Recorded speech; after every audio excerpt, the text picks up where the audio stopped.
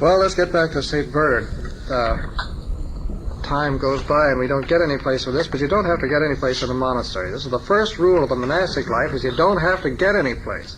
Why is this true? What's the basis of that? There's a strong theological basis to the proposition that when you're in a monastery, you don't have to get any place. Yes, brother. Well, let him get out of his way. Let him carry us and not be kicking around too much. That's true. Yes, brother. Sean. We're already there. We've arrived. See, and of course that's the same answer. We're in. When you come to a monastery, you put yourself in the arms of God, and He's going to carry you where you're going.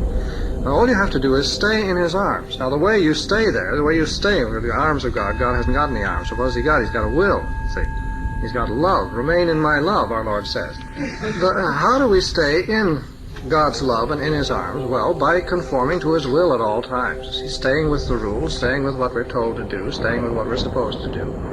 So the thing to do then is to arrive where we are in the love of God and to remain in God's love. And this is the monastic life. And it takes a lot of work to do it, I admit that.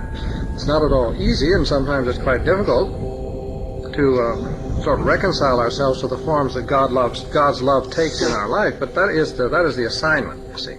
And we don't have to see results because we're not the ones that are responsible for the results. He's going to take care of the results. See? And if once our faith can tell us that His love is the ultimate reality and is everything and is the whole works, well, then what more do we want? I mean, what is better than to be united with God and be belonging to God and simply to rest in Him? What more do you want? That's what we're going to do in heaven. We have the chance to start now. It's very nice vocation. St. Bernard, then, in this thing on the love of God, we're about halfway through it, and I'm going to really finish it in a couple of weeks now, except we're going to have to skip a couple of Saturdays because we've got feasts. But when he's talking about the love of God, he's talking also about the nature of man, because man's nature is to love. This is one of the fundamental things about St. Bernard's teaching, and of course it's very good to know what the Cistercians think about man, because sometimes there are a lot of phony ideas are ascribed to the Cistercian fathers about man. Actually, they have a great respect for man, and they have a very, what you might call a humanism of their own. See, what's humanism? And we've had this before. Well, you've got two kinds of humanism. You've got a sort of a secular humanism, which is just the humanism which says that man is made to enjoy himself, so to speak, and that he finds his fulfillment in having a good time and becoming a success and then being a happy man on earth. Well, the Cistercians don't have that kind of humanism. But real humanism is that man should become what God wants him to be. That is to say, he should be fully real as God made him to be. He should be just the thing that God made him to be. And God made man not just as an animal or a rational animal. God made man as His son. See? God made man in His image and likeness, and so man is made for love. So as soon as the thing that I've said 4 or 5 times here, come back to it again today, is that no matter how man loves, from the moment that he loves, he is, whether he's loving rightly or wrongly, he's doing that thing for which he was created. And if he's doing it wrong, well, that's just too bad. This means that his whole creation becomes meaningless.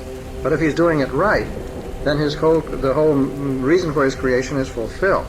But whether he loves rightly or wrongly, he's got to love because he's made for love, and he has to love.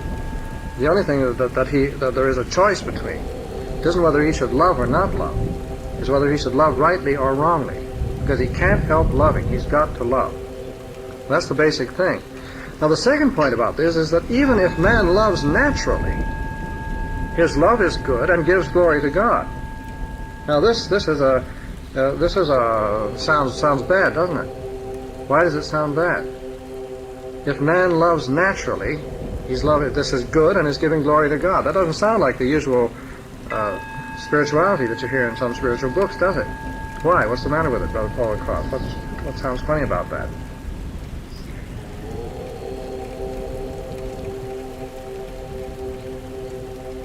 Of nature. That's awful, isn't it? Yeah. Well, what about it? Is that true or not? Is it a good? If a man follows his nature, he's doing right.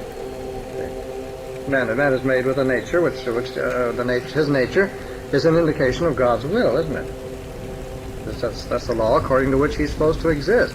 So that therefore, if man is really living according to nature, this isn't something bad, this is something good, but the point is it isn't yet good enough. See? But it's not bad. Because very often we get the idea that living according to nature is just pure and simply bad. Well now, people think that when they think of nature exclusively as a fallen nature. But any good natural act that you do gives glory to God. Because he made nature. Nature is his will.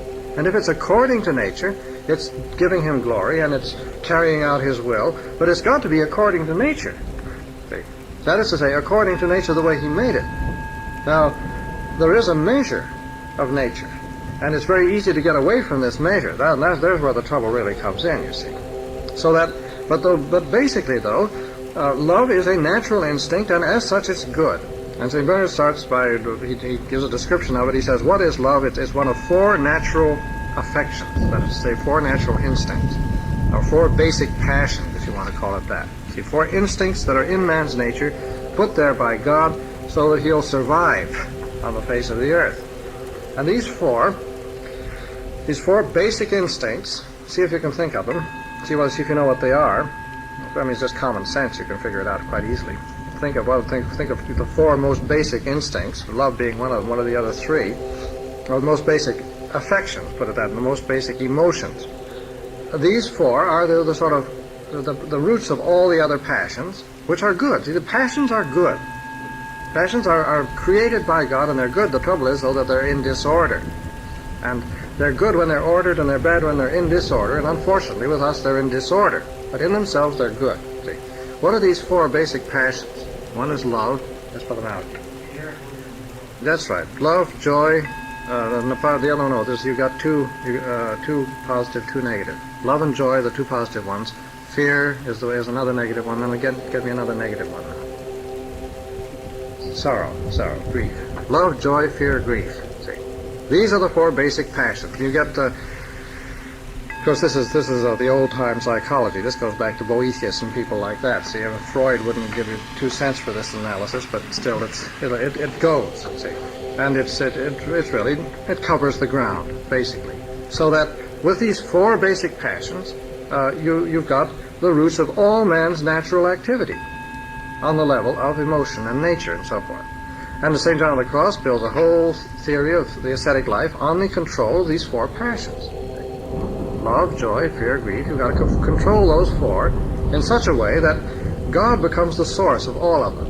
See? And so that you take love, you love nothing but God, and all things in God. You fear nothing except God and separation from Him. You take joy in God only. Your sorrow only at separation from Him, and so forth. See? Well, now, so love is and if you want to reduce the others to one, you reduce them to love. Love is the central one. See? Now, how does St. Bernard approach this? Not like St. John of the Cross. He says these are affections that are given to us by God, the author of nature, so that with these we may serve God. So the basic thing then, why has everybody come to the monastery? We've come to the monastery to love God. And the monastery is a school of love. It's a place where a person learns how to love properly, see?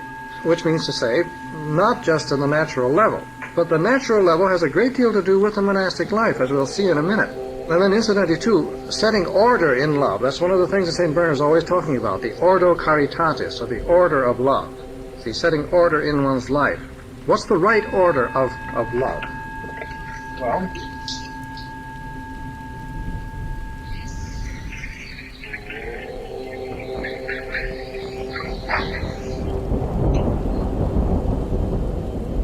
in the middle you've got man here, and then up here you've got God, and down here you've got the emotions.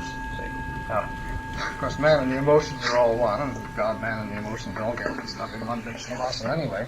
But the right order is this, see, that man in the middle is free, he's got his will here, and he controls his emotions and gathers them up together and sort of with himself and offers himself to God, see.